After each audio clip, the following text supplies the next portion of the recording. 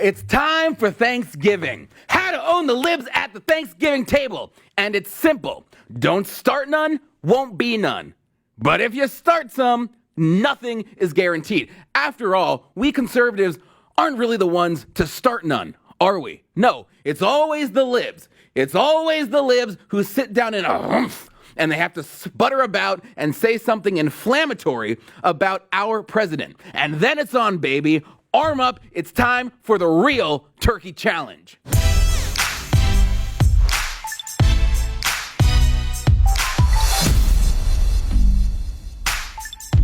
I want to tell you about our sponsor today before we get started. It is Patriot Mobile. So imagine that your cell phone is a voting booth, and every single time you used it, you were voting for impeachment or open borders or gun confiscation and abortion. It's a horrible thought, but that is essentially what you're doing when you spend money with cell phone companies that hate everything you believe in. Just to add insult to injury, these cell phone carriers have all kinds of hidden fees, like AT&T's administrative fee. Yes, the administrative fee that they're currently getting sued over. Compare that with Patriot Mobile, the nation's only conservative phone company, who is not only supporting your values, but with no hidden fees. For a limited time, they are giving you a free Moto Z3 when you open a new line. Yes, you heard that correct, a free Moto Z3. This offer is only valid through Cyber Monday when you call 877-367-7524.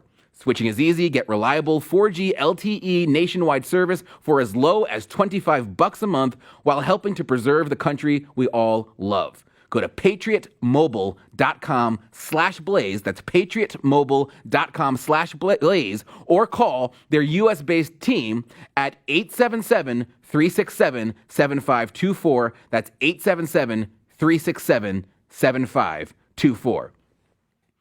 All right, so if you're like me, you've got a few libs in the family. You know, I'm envious of those of you who have an entirely conservative family. But I mean, everybody has like at least one. I've got more than a few. Not all. Actually, maybe all. No, not all. Not all. But let me tell you, Trump certainly has not made Thanksgiving dinner easier. You've got that second cousin who loves her new job, and that's all she can talk about. The new job that she could never get under Obama because there weren't any jobs to be had. And yet she still hates Orange Man. Fine, okay? Thanksgiving is not the time for politics. If anyone understands that, it's conservatives. Notice how it's never a conservative who sits down and says at the dinner table, "Oh my goodness, what a old useless shrew that nasty Pelosi is." No, it's always the liberals who have to announce their politics at the table. It's always the liberals who have to express their disdain for your political ideology. So, what are you up to? What are you doing these days? Me, I don't say, if they don't know I do this, I just tell them, I do political media in DC. Oh, that must be awful. That terrible monster in the White House, he's going to get us all killed. He's a crazy man. Switch the conversation to a conservative asking a liberal, so what do you do? Proud little liberal just out of college says, I work for a Democratic state senator nobody you've ever heard of. Conservative says, okay, interesting. Well, good luck with that. End of conversation, because you're trying to avoid politics during your delicious meal. You're trying to talk about anything but politics, but then you hear Auntie from across the table. I will go and take Trump out tonight. Oh, and then it's on. Then it's on. Mind you, it's never conservatives who do this at the table.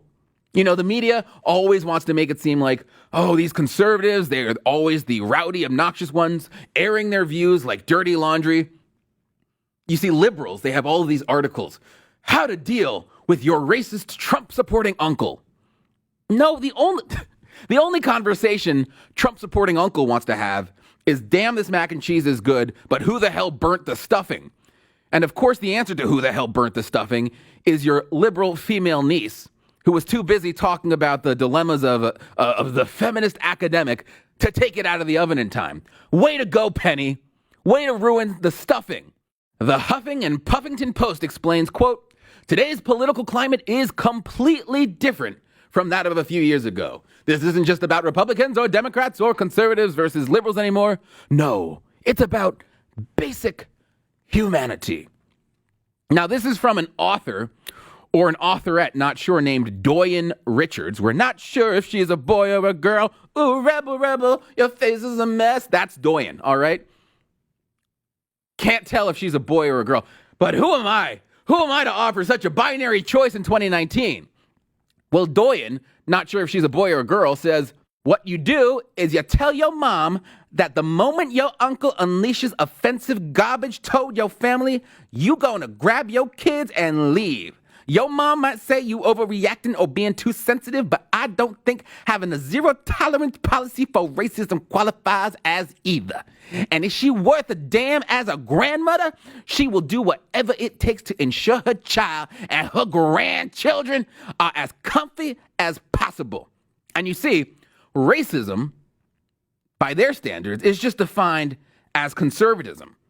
And Doyen said it him or herself. This isn't about Republicans versus Democrats anymore. The Trump conundrum is about basic humanity.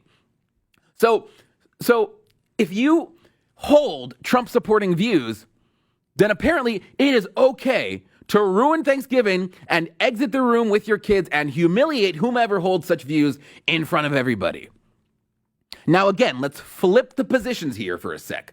Imagine you're in a predominantly conservative household, I don't know, say 5 years ago, when Barack Hussein Obama was still in the regime. And you've got the one lib, everybody has one, everybody has at least one, don't tell me otherwise. The one lib decides to express support for Obama out loud. I think he's doing such a great job, this dilapidated economy. So what? He's such a good guy. He's so cool. I wish I could get a beer with him. I wish I could play basketball with him. What do conservatives do in that situation? They don't leave. They don't storm out and say this is about humanity. No, conservatives, they might laugh. Oh, that silly liberal in our household with the green hair. Go take a shower. You know, conservatives might say she's misguided. But no, we're not grabbing the kids and leaving. That is called intolerant douchebaggery to the max. And that sums up perfectly the left. They start the fight, and they have no idea how to end the fight. We have to end the fight. And guess what? If you want the fight, you've got to be game for the fight. You don't want to be the one to start the fight, because this should be a time of joy and thanks, a time to celebrate being with those loved ones that you never get to see. But I got to tell you, when Auntie Maxine says, I'm going to take him out, you have every right to politically engage. And what I do, if you want to defuse the situation, which is option number one, you ask Auntie Maxine, take him out for what exactly? And that will flummox this person, because they've been told every day by the news media for years. Breaking news. A bombshell. Today is a turning point. Today was historically bad for President Trump. Today was a turning point. A turning point. We're at a turning point here. The beginning of the end for the Trump presidency. We have another bombshell. Mike Pence might have to assume the office of the presidency. Rumblings of the word impeachment. Breaking news. Another bombshell out of the White House. I believe this is the beginning of the end. I do too. It's really the beginning of the end. He may be feeling the walls closing in on him. All the walls closing in on him. The walls closing in on him. Breaking news, a new bombshell. One astrologer says this means the beginning of the end for President Donald Trump. Trump will resign. Trump is going to resign. Is this the tipping point? I know we've said it over and over. You think this is a tipping point? And over and over. This is a tipping point. And over and over. Breaking news, President Trump off the rails. It was the beginning of the end today. It's the beginning of the end. Breaking news tonight, new bombshell. This is the beginning of the end. The beginning of the end. The walls are closing in. The walls closing in. The walls closing in. That's what they've been hearing day in and day out. If they watch CNN, if they watch MSNBC, as far as they're concerned, of course the president's going to be impeached. It's just a matter of when. They simply don't understand that by watching that nonsense and by reading nonsense in the New York Times and Washington Post, they are literally being lied to. They likely haven't put much thought into why he's going to be impeached. They just know that Orange Man did something bad. And it used to have something to do with Russia, but now it's Ukraine. You know, you just switcheroo the country with whom he colluded. He colluded with the Ukrainians to get them to investigate his political opponent, Joe Biden. They say, repeating a talking point they heard on CNN. Now, that's if they actually read the news. Some might just be like the less informed people, just might be like, of course he must be impeached. He's so bad. He's so corrupt. We need him out. That's when you pour yourself another glass of wine and say, "Okay, gotcha," and end the conversation there. Because there's clearly not much thought put into the other end, and it will only end in fisticuffs because one side is being intellectually outmatched. So if that's the scenario, just end the conversation, all right? Spare yourself. But if they've actually been paying some attention to the news, and try to claim he colluded with the Ukraine via a quid pro quo agreement that entailed saying you must investigate Biden or we will not give you aid, Ukraine, then I would suggest you ask this person, well, if it was a quid pro quo, then that would mean a favor in exchange for another favor, right? Did that happen? What do you mean, did that happen? Did we end up giving Ukraine aid? Well, yeah. Okay, Aunt Judy.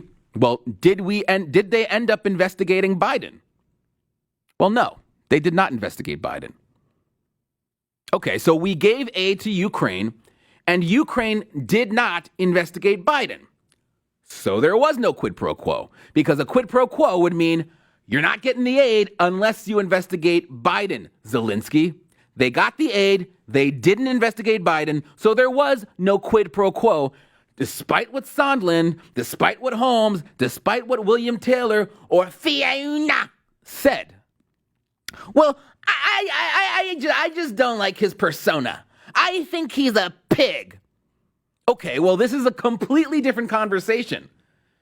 That's his personality. You know, in fact, I don't always love his persona. I too wish he'd put down his thumb sometimes. But you can't impeach a president because you dislike his personality and think he tweets too much. You've got to defeat him at the ballot box. Who's going to do that? Who do you think has the best shot of doing that? Of course, it's none of them. And they know that. But at least it will get them talking amongst themselves, and you can divert the conversation, because at least it will get them talking amongst themselves about the Democratic candidates. So that's how you diffuse the situation, if you want. But it may as well be that you don't want to diffuse the situation. Well, no, you've had a few drinks and you prefer a brawl, in which case you throw on your MAGA hat and you say, you know what? Listen, boomer, talk all the crap you want. Jobless rate fell to the lowest it's been in 50 years. We're a black family, except for you, Aunt Judy. I don't know how the hell you're related to us, but somehow you claim you are, and you pretend it's not just for the free food you get every year here at our Thanksgiving. No, black family, we've got the lowest black unemployment rate ever. Millions of jobs have been created. Americans have more money in their pockets. The number of job openings is the highest it's been in 19 years. The number of people on food stamps is the lowest it's been in a decade. The stock market is hitting record highs. And you guys have been spending money, our money, like it's going out of style for decades. You've been bankrupting the country with Medicare and your endless wars. Oh, let's invade there. Oh, let's invade there. Let's invade there. I think that's a good place. We're going to get a lot of money from that place. Let's take their oil. Let's get their people. Let's reestablish a government there. That's all your fault. And who gets saddled with the debt? Oh, we do. How does that feel, boomer? How does that feel to know you've left your progeny in worse shape than you? That we will be the first generation to do worse in life than you guys will. Bet it feels good, huh? Well, Donald Trump is trying to fix your mistakes, so why don't you kindly move out the way while he cleans up after your crap, okay? Okay? We don't have time to put up with your smack. Now, if you'd please refill my plate, I've got some eating to do. Crack me open another beer because it's bottoms up, it's Thanksgiving, and I am thankful Hillary Clinton is not my president and she's not yours either. Can I get an amen? Where's my pie?